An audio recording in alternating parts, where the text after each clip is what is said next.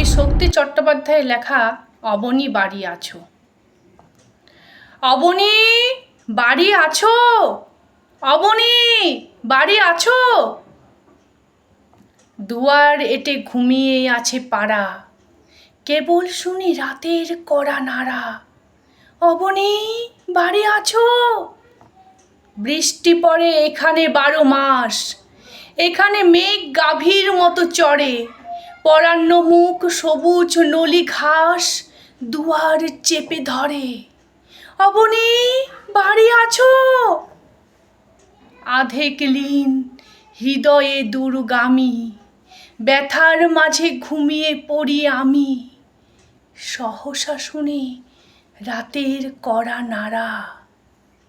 অবনী বাড়ি আছো।